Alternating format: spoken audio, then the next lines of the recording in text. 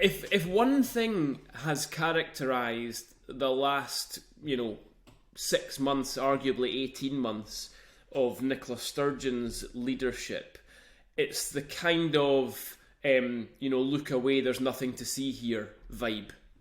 And there was quite a lot of that, not just about what was going on inside the SNP, but generally about, government performance on key public services, for instance. And there's nothing to see here.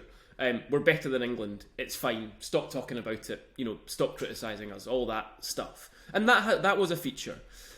If I was advising Humza, would say don't fall into the same trap as that.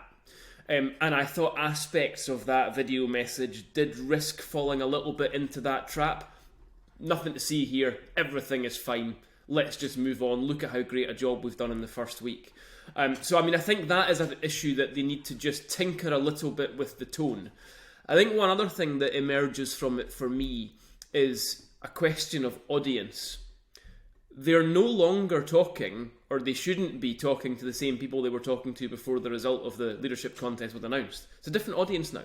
He's not a campaigner to be SNP leader anymore. He's now the First Minister. And he's got to talk to the country. Now, I understand that the members and the politicians and the supporters may want to say, look how close we are to independence, we've done really well, everything is good. That's not the message that the rest of the country is wanting to hear right now.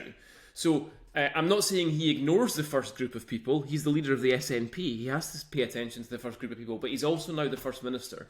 And so I think that the message and the intended recipients of that message just have to be taken into account a little bit more in the way that he goes about things. It's not, it's doable. It's not difficult to do. I think he just has to change the tone a little bit, change the message a little bit, and just think a little bit more about a broader audience rather than a narrower SNP audience.